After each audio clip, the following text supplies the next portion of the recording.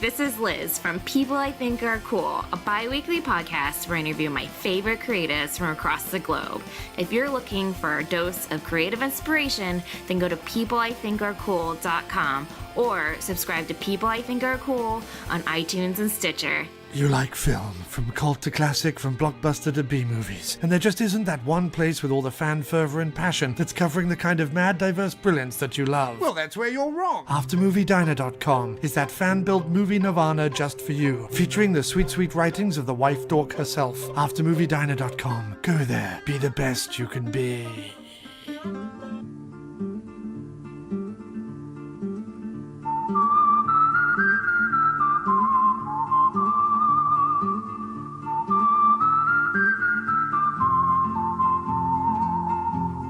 You are listening to the In the Mouth of Dorkness podcast, the official podcast of the Alamo Drafthouse, Winchester. Welcome to another edition of the It Modcast podcast. Joining us is Brian Young, the Turtle Dork. Happy Friday, folks. Also joining us is the lovely Lisa Gullickson, Flurkin. wife dork. What? I did it in the wrong order. I was too excited to say Flurkin. And also joining us is Brad Gullickson, mouth dork. The 60s are over, man. And I'm your host, Darren Smith, the Disco Dork. And welcome to another edition of the It Modcast podcast, Fistful Friday. Wink, wink, wink. Okay, when he says that in the movie, like, I bust out laughing because that's just a funny word. It's a funny, yeah. It's not a flirkin. I just laughed. What's a cat? It's not a cat. That's when he said, I laughed so loud. I know it was obnoxious to whoever was in the auditorium, but it's just funny to me. So when you say that, it's funny to me. Anyway, welcome to the It Modcast podcast, Fistful Friday, in honor of Captive State, a movie which surprisingly is now on my top 5 best movies of the year. We have a Fistful of States at the recommendation of Brian Young, the Turtle Dork. Don't put my...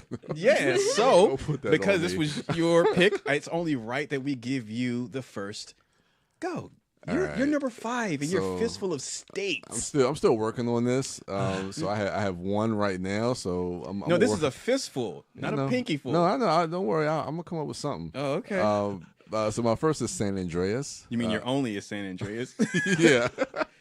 That's a state? No, San Andreas, the movie, deals with the San Andreas fault line, which runs through the state of California. So that's why I'm picking that movie. I like that movie, The Rock. All right. Carla Gugino have great chemistry. Yeah. It spans through, goes from California to San Francisco. It goes throughout the whole state of California. It's a really, really fun disaster film. I like that movie a lot. All right. It's okay. Oh, you don't like it? Oh, man. It's no Jumanji.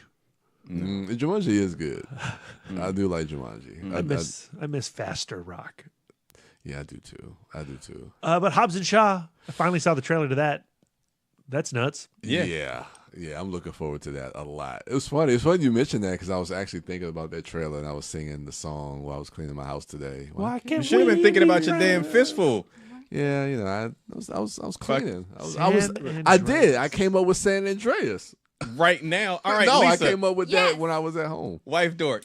You're number 5, and you're Fistful of States. I know yours is you're gonna have a witty angle with yours. I don't think it's particularly witty. And now that I know that Brian is not done with his fistful, I'm afraid he's going to steal my angle. But that's okay. Okay. I have a backup fistful just Yes. in cases because I Yeah. come prepared. Yeah. But my state is the state of New Jersey, from Buckaroo Banzai across the 8th dimension. The newest to the Buckaroo crew, played by our favorite friend, Jeff Goldblum. What's the deal with that watermelon? I'll tell you later. That's my favorite line in the movie. My favorite character of this movie is, of course, what's his Buckaroo name? Banzai? No, John. What? Perfect Tommy? Perfect Tommy is very, very handsome. Nope, drawing blank. John Big Boutte? Yeah, John Big Boutte is my favorite. He's my favorite. Okay. Anyway. Oh, that's it? Okay. That's all I have to say. Like, Oh. Buckaroo Banzai has been on my fistful before. It's a great movie. It's a It's a great classic movie. movie. And I think Jeff Goldblum as New Jersey has been on my fistful before. He's amazing. This is just a snake eating itself right Oh. now. I With like my watching ideas. that. All right. Brad, your number 5 and your Fistful of States. My number 5 and my Fistful of States is the 51st State, which was the original title to Formula 51, Yeah. starring Samuel L. Jackson and Robert Carlyle and the villainous Meatloaf. Sam Jackson plays a master class chemist visiting the United Kingdom. A kilt-wearing master Yes, class he's, chemist. when in Rome, you wear kilts, right? That's how the phrase goes. He has come up with this amazing formula that's going to create the ultimate high, the ultimate super drug. And Meatloaf wants it all to himself. And so he's after that formula, and he's going to get it from this chemist. And it's called the 51st State because the derogatory term for England is that it's the 51st state of the United States. So there you go. All right. Great pick. I enjoy that movie. That movie is silly as hell. Don't hide behind your microphone, Darren. I'm not saying it's a great film. I just have a lot of fun with it. I wish I could have that fun with that movie.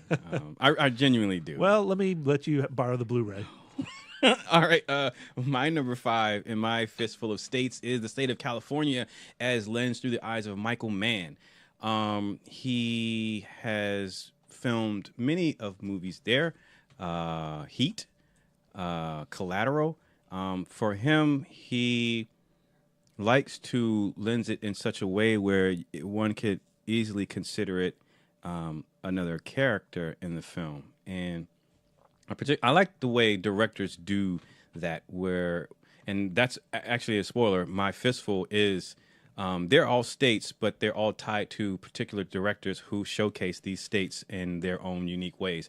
And whenever I think of a Michael Mann film outside of something like Miami Vice, I think about California because he likes to shoot like in Los Angeles, whether we're talking about Thief or like again Heat and Collateral. And even though like I still have to get used to the way Collateral looks with him shooting digitally in that way, I still can't deny that regardless of the format, just the cinematography of that film does give me the feeling of being in that place or what that place feels like compared to other cities or places that I'm familiar with. So I can appreciate, I like when directors do that. I like when they're tied to a specific location, not just superficially, but, because there is something that draws them to that place. And then they use that to, they put care into lensing and showcasing that place. And Michael Mann does that tremendously with California. So that's my number 5. Brian, your number 4. My number 4 is going to be Thelma and Louise because they cross state lines to try to escape and flee. Okay.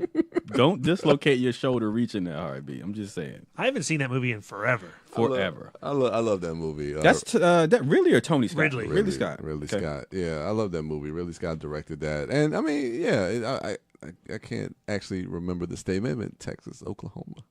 Well, I know Don't they look at me. I can't remember. I know. shit I mean, about they ended up at the Grand Canyon, which the Grand Canyon actually covers a couple different states, and they drive their car off the Spoilers. Grand Canyon. It's a 20-plus-year-old movie, so and people will be good out there. But yeah, they do have to. They do have they do have to cross state lines to flee the police for a crime, for killing someone. So yeah, that's my number 4. Thelma and Louise crossing the state lines. All right, wife Dork. Yes. Your number 4. My number 4 is Minnesota Fats, played by Jackie Gleason from the 1961 film The Hustler. Brad and I had the privilege of seeing this film. It was my first time seeing this film. That was my first time too. It won Best Cinematography. Yeah, that's it. That year at the Oscars, and We established 2 weeks ago, Lisa, that the Oscars are garbage. yeah, sure. But still, I like its facts. Yeah. You can't make it not a fact that it did take it, and it's a gorgeous film. Yeah, it's a gorgeous movie. Paul Newman plays Fast Eddie, a billiards player. Have you seen this, Darren? I've seen it my dad showed me this movie a long time ago. When I was a kid. Paul Newman, so handsome, plays Fast Eddie, a pool shark, and he he challenges Minnesota Fats to a game of pool, and he was only going to stop playing when Minnesota said to stop. And he had promised the bar that he was going to make $10,000 that night. And so they start playing, and it gets all the way up to Eddie is ahead like $18,000 in $60s. So that's like a bajillion dollars. And then, of course, he loses it all, majorly pissing off Burt Gordon, played by George C. Scott, who is his manager of sorts. Shit, that is George C. Scott. Yes, and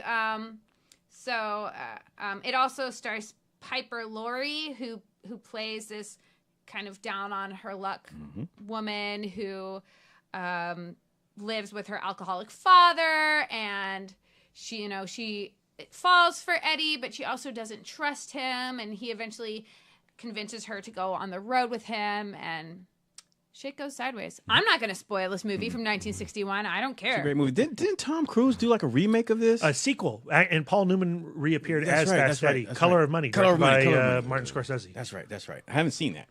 It's okay. Yeah, it's not as good as The Hustler.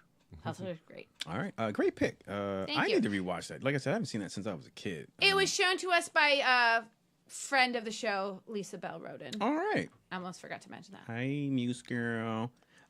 Brad, your number 4. My number 4 is not a Ridley Scott movie, but a Tony Scott film. It's Enemy of the State. Oh, yeah. Starring Will Smith and Gene Hackman. You didn't have that one on your list, B? It's my number 4 because Brian is struggling, and he would have gotten to it first if he had thought about it.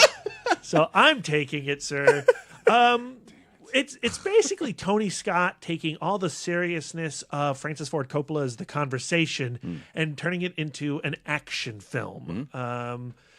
Will Smith gets a hold of some information that the government would not like to be revealed to the public, so they send their goons, their hit squad, out to get him, and Will Smith partners with a paranoid conspirator played by Gene Hackman from The Conversation. He's basically playing the same character as if he had grown to this state from The Conversation. So I like to think of it as an action figure sequel. Action figure sequel? No, an action film sequel. Yeah. Get your mind out of the toy box, Brad. But yeah, The Enemy of the State, I think, it's a movie that I tend to think of as low tier Tony Scott. But I was on a plane recently, and somebody was watching it on one of the seats in front of me, and I found myself just watching it as a silent film and really enjoying it. Yeah? Yeah, that scene in the elevator between that's right. him and Gene Hackman, yeah. They're a delight. They're a delight. I couldn't hear what they were saying, but I knew what they were saying. Jack Black, one of the tech people. Jack Black, Scott Conn, Brian's favorite actor, and Jake Busey. Seth Green. Oh yeah, Seth Green. Yeah. Huh. It's a motley crew of misfits. Yeah. Huh. All right. Great pick. My number 4, I'm going to the state of New York, and I'm going to go with, this time, director Spike Lee. And as far as his film showcasing the tri-state, we got things like Clockers, we have things like 25th Hour, we have films like Do the Right Thing that all takes place in different parts of New York. And Spike Lee is another person that, his films tackle a myriad of topics, social commentary. It looks at our society, our people, racism and race relations and things like that.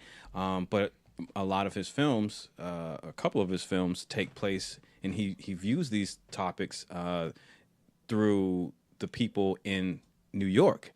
And Spike Lee, specifically like in movies like, Do the Right Thing, the street that the film takes place on is very much a character in the film itself. A movie like Clockers that is about these guys in the projects in and their hustling ways. Well, that environment that these gentlemen grew up in and also live in and thrive and sometimes die in is a very important a very important component in the conversation about, you know, what happens to black men in these environments and the choices that they make and that they feel that they're forced to make or that they choose to make. So I appreciate Spike Lee as someone from New York who is, I'm not from New York, I'm talking about Spike, or someone who, again, like Michael Mann and like Harmony Korine, who's also on my list. So he's from Florida, but he chooses to showcase that place because these gentlemen have a connection and they put it in their films, and it's not done superficially, in my opinion. And so, I would be remiss if I did not have Spike on my list representing New York. Brian, your number three.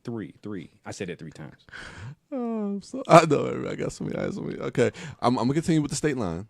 I have a good number 1. I got a great. So we have something to look forward. Yeah, I got a great number 1. As long as nobody takes it, but I think someone may take it. But I'm gonna save it for number 1. I'm gonna start googling state lines in movies. Yeah, but this state line is from dusk till dawn when they cross the state line of Texas to get into Mexico. Okay. Ooh.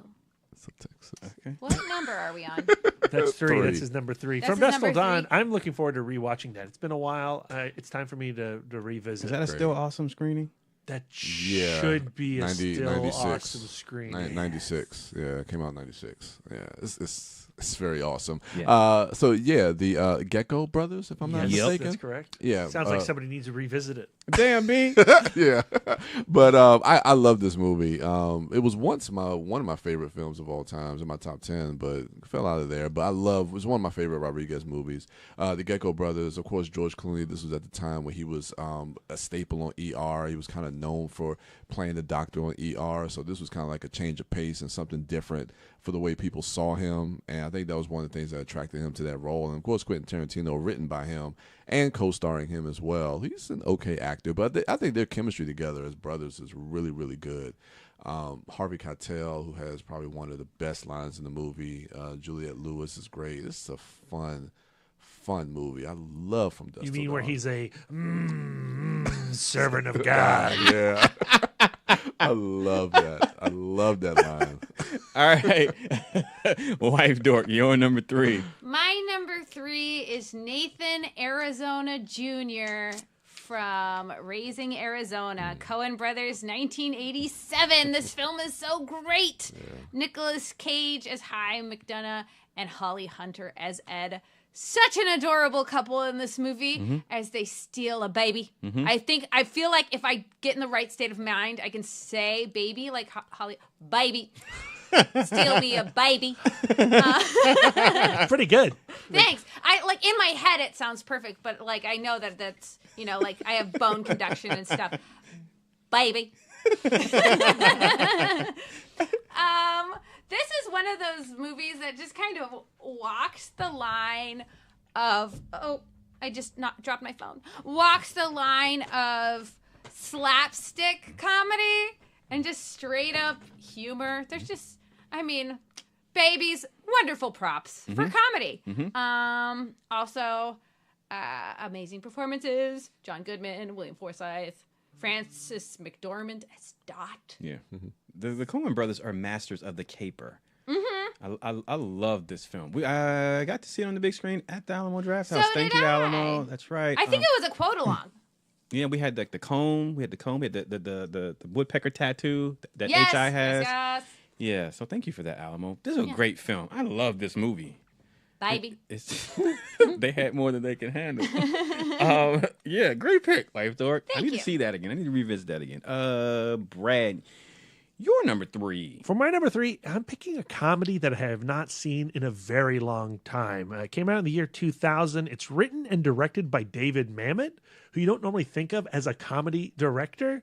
Although Glenn Ross is really damn funny. But the film I'm talking about is State and Maine, which is about a movie crew that invades a small town And it's about how the town gets caught up in the glitz and glamour of Hollywood and wanting to be a part of this film that is being made. It has an amazing cast. You know, Philip Seymour Hoffman, William H. Macy, Rebecca Pidgeon, Ricky Jay, Alec Baldwin's in it. This was the first film that I ever saw Clark Gregg in.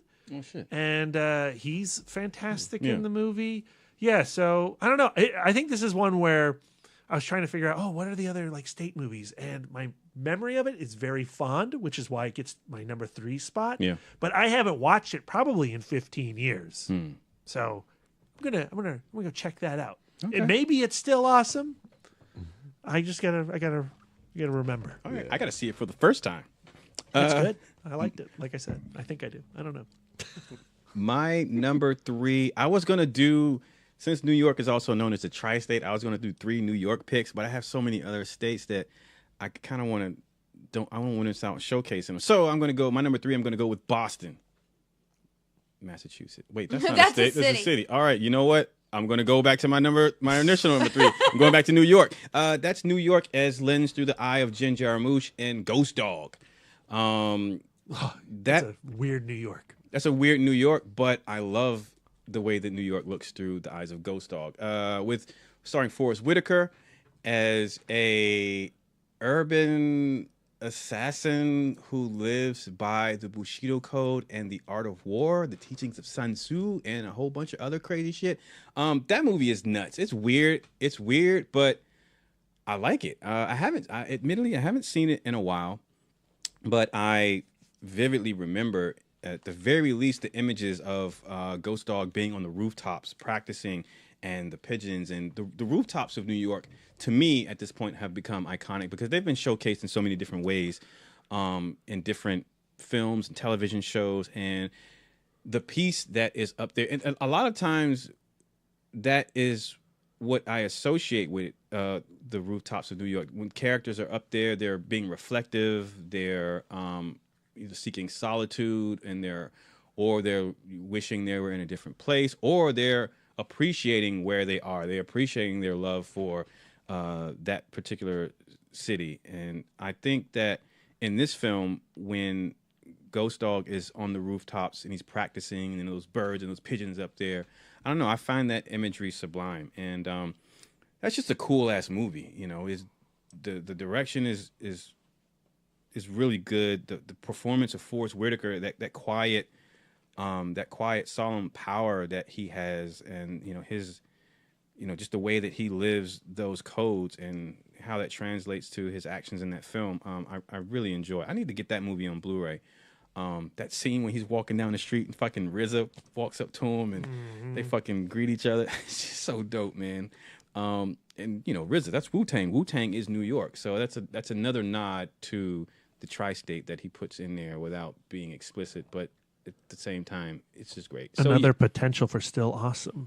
Please, are you serious? Please, I would love it. Yeah, Andy, please, Ghost Dog. That's my number 3. Brian, your number 2 too. Okay. I said it twice. I just thought about my number 1 that I just said on the last go round. You want?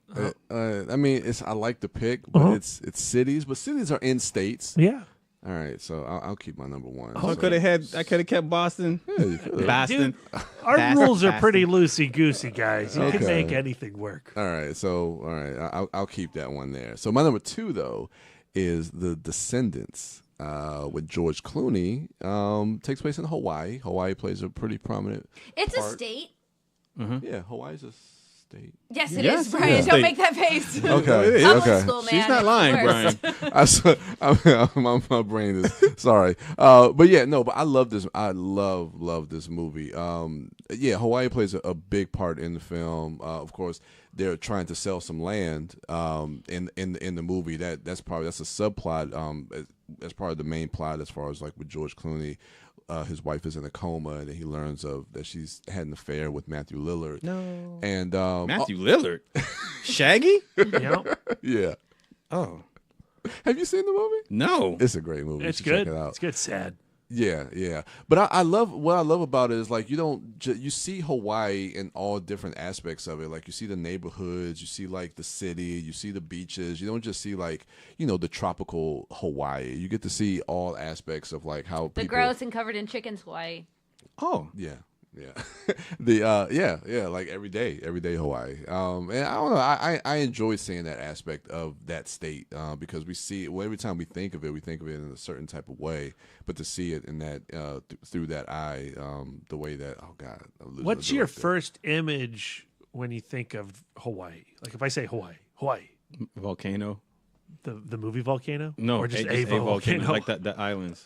Like I think of like those tropical forests. Yeah. I think of Jurassic Park. I think of I think of my Auntie Bobby's house and how she had an avocado tree. Hi, in the Auntie backyard. Bobby. La-di-da, you have family in Hawaii. Yeah, on Oahu. That's where my parents met, actually, in Hawaii. Oh, Yeah, because my dad's a Marine, or was a Marine. Once a Marine, always a Marine. And my mom was a Simplify. nurse. Very sexy story. Sweet It resulted story. in me. Oh, all right. Not on Hawaii. I was conceived in Japan. Oh, all right. Okinawa. You're Yeah. Oh, my That's dad was Marine. stationed there. That's where you met my mom. Yeah. That was Yay. not involved. Oh. Your dad was not involved in my conception. No. But We're Sonny not- Chiba was. Yes. Oh. Okay. Wife door, your number 2? Oh shit, it's my turn. Yeah. My number 2 is Alabama Whitman. You're So Cool from True Romance. Tony Scott film. Who would become Wait. Alabama Whirly? Yes, that's right. Yeah. And Quentin Tarantino script. Some amazing and memorable and crazy performances from Gary Oldman as the pimp Drexel Spivey. Yep. Very memorable performance. Yep. Christopher Walken as the consigliere. Yep. Vincenzo Concotti. Yep. Yep. What's the guy from The Sopranos? James Gandolfini. Yep, he plays Virgil. That corkscrew. Oh my yeah, god. Great the scene. mob guy who beats the crap out of Patricia Arquette. That's a great movie. It's a great movie, and it shows Still violence awesome. against women, and she's still fighting. So in the 90s, that counts as good. I feel like we're just creating a long list of still awesome potentials. Wink, Yeah, wink, Andy. I love this movie. All right, great. But why wasn't that on your list, Brian? I know. I know. I'm not thinking outside the box, man. 2 Tony Scotts and a Ridley Scott. I know. Yeah, all right. Crazy, man. All right, how can Sam you top? Jackson. That's right. I won't repeat his lines. Brad, your number 2. My number 2 is a film that is quite different from anything else the filmmaker has produced since or before. And I'm talking about Kevin Smith, and I'm talking about the 2011 film Red State. Oh, shit. A movie that doesn't quite work for me, but there's so much interesting stuff going on in it, and a hell of a lead performance from Michael Parks playing the fundamentalist who has held up his clan of family and friends between in this little confined building and squaring off with the FBI as portrayed by Kevin Pollak and John Goodman. It's a tense little movie, and it's scary. Like, it's a really scary performance from Michael Parks, and it has a wild ending. I love the last line of dialogue in that movie. It comes so close to me going like, that is brilliant. And I just feel like it stumbles a little bit there at the end. But it's certainly interesting. And, since Red State, Kevin Smith has made some really bizarre choices, but I kind of dig that he's making these big reaches with Tusk and Yoga Hosers, films that are not my cup of tea, but I want him to keep making tea. Yeah. So, Red State, my number 2. All right. I'm going to leave New York. I'm going to go to Louisiana, as seen through the wonderful eye of Werner Herzog in Bad Lieutenant, Port of Calls, New Orleans.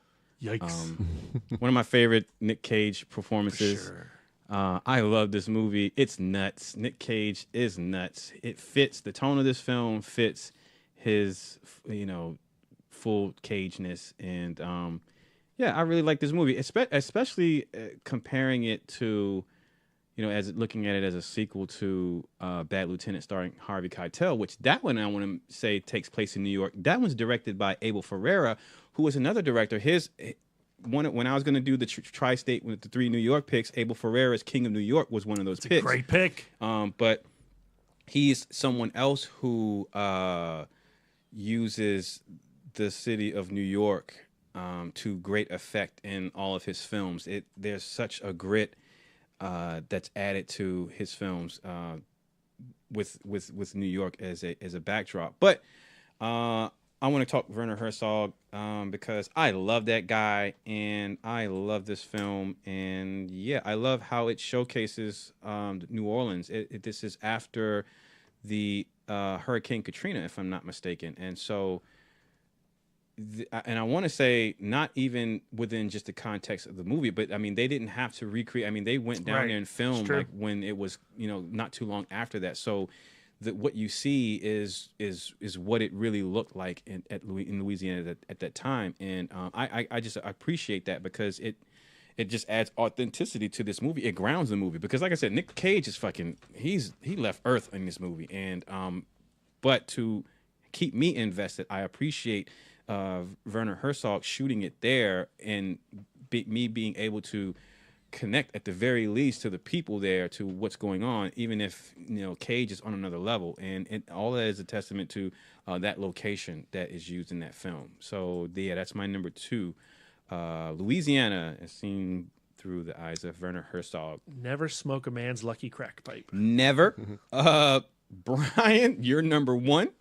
All right, so my number 1 is cities. So a couple of different cities, but I mean they're in states, right? Cities Man, if you would have said a fistful of states, I mean cities, then we'd be good. But you know what? I'm cool. I'm cool. If Brad and Lisa are cool, I'm cool. Okay, good. Brad and Lisa have never been cool. Ouch. Then I'm not cool. Then fuck this pick, Brian. Sorry, let me hear it. You got us excited. You said you had a dope number 1. I thought I did, but I mean, deliver. No, okay. So it's Columbus, Ohio, Tallahassee, Florida, Wichita, Kansas, and Little Rock, Arkansas. It is Zombieland. Zombieland. I mean, Arkansas. All those Do are the you one know pick? what was one I thought of for you? It was that one about the hotel that was in 2 states. Oh, Bad Times at the Bad El Times Royale. at El Royale. I was thinking that. Why didn't you use that? What the fuck? That could have been 2 picks with one movie. Anyway, Zombieland. I was thinking, damn. Oh well. Yeah. So yeah, you have Columbus, Tallahassee. I love this movie. Zombieland's a great. I'm looking forward to the sequel, Double Tap. Is that this year? Yeah, coming out in October. Is it from Ruben Fleischer? Yeah, Ruben Fleischer. I'm good. Damn. I mean, yeah, he hasn't really. He made Zombieland. Yeah. Uh-huh. And he's coming back. Didn't he for do the sequel. Crazies? No. He did Venom, and before Venom, he did Gangster Squad. And he did 30 minutes or less. Oh yes, and 30 minutes or less. Are you trying to convince Brad to see it? Yeah, of course, because you like Zombieland. Zombieland's right? great. Okay. So he's going to return to form. Okay.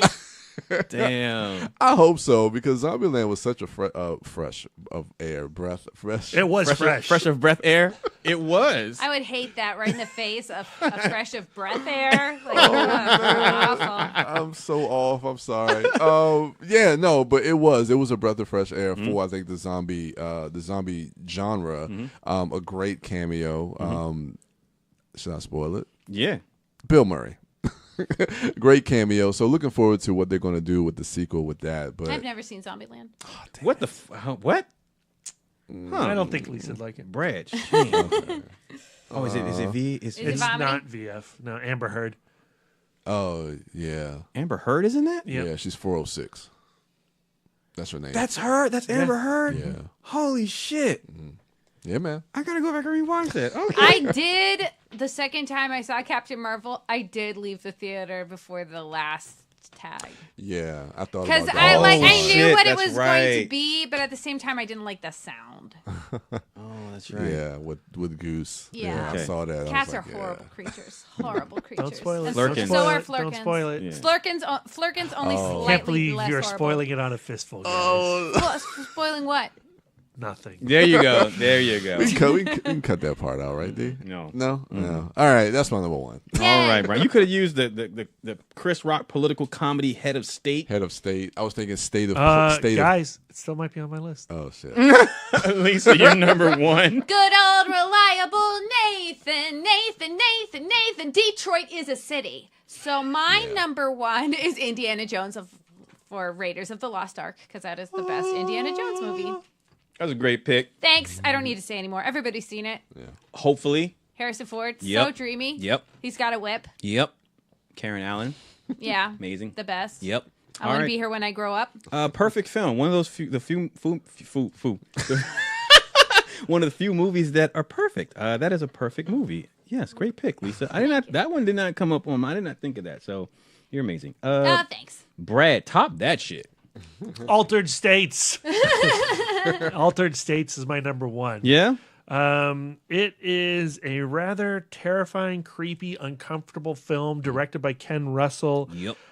Came out in 1980. Stars William Hurt as a Harvard scientist that starts to conduct experiments on himself using a psychotropic drug and a deprivation tank. Yep. And those experiments might also be altering his physical being, making him regress to a previous stage in evolution. I don't know. It's a messed up, weird, great film filled with uncomfortable images. And if you have not seen Altered States, I know you're like, oh, why would I want to be assaulted by uncomfortable images? Trust me, you do. It's good. You do. It's really good. It's a creepy ass movie. It's a nice little sci-fi gem that not too many people talk about. Yeah, I feel like it was really big when I was younger, like when I was in high school, and you'd be talking to somebody like, oh, you like scary movies, you like weird movies. You've seen Altered States, right? And you're like, no. And you're like, oh my God. Yeah. But I don't feel like that is a film that's still in conversation. Not nearly enough. Shout out to my dad for subjecting me to that horror. Yeah. Cool dude.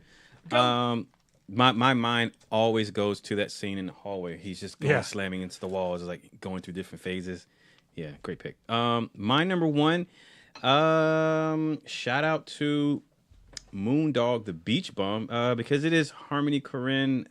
It's the state of Florida as seen through the eyes of Harmony Korine, Floridian himself. And the film, not necessarily Beach Bum, but Spring Breakers, because I love Spring Breakers.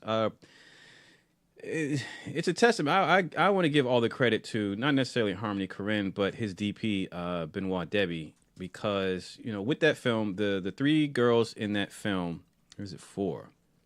The girls in that film who want to leave college and join the rest of their class in Florida and Miami for spring break, they want to go there, and it's mentioned several times by Selena Gomez's character that, she believes that this is a new experience for her. She's a church going girl, and she is tired of her quote unquote normal life and the people at school, and she wants to go find herself. She's at that stage in her life where she wants to define who she is or who she's going to be at the very least as a person in her formidable years. And so she believes that this experience out of state in this new place with all these different people that she's never met, doing things that she's never done, will help her discover who she is. And so there is this dream of self-discovery for her. And the way that Benoit lenses the film and the direction of Harmony Korine and the choice of editing and coupled with the sound design, and not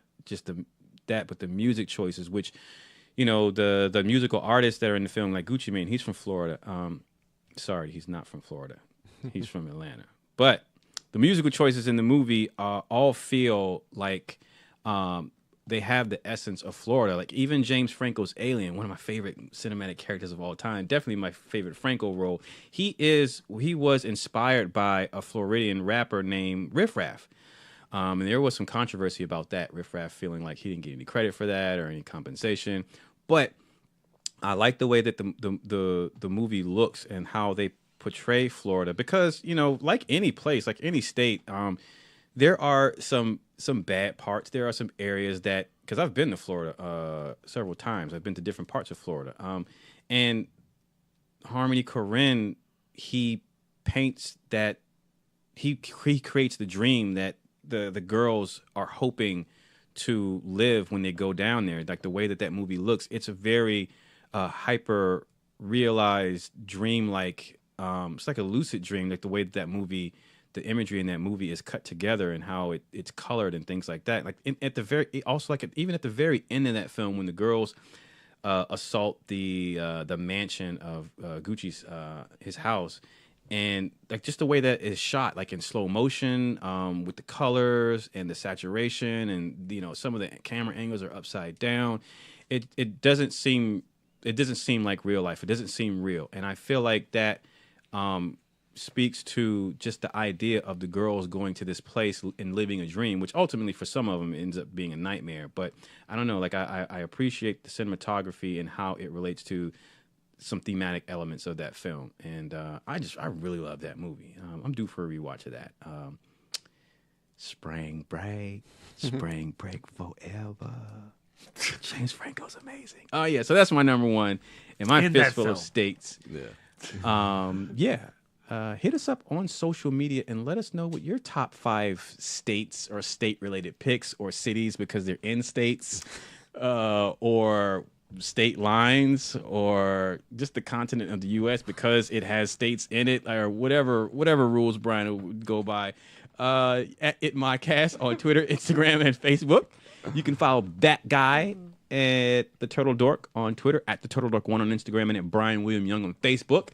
You can follow that lovely lady over there at Sidewalk Siren and at Baked Dork on Twitter and Instagram, and she's at Sidewalk Siren on Letterboxd. The man to my right is Brad Gullickson, Mouth Dork, at Mouth Dork on Twitter, Instagram, Facebook, Letterboxd, and Tap. And I am just the Disco Dork at the Disco Dork on all social medias. That is going to do it for us. Enjoy the rest of your weekend. Go see Captain State. Go see, if you haven't seen Captain Marvel, go see it. If you've seen it, go see it again. Yeah, Brian. And yes, I am. That is going to do it for us. Enjoy the rest of your week, and until next time.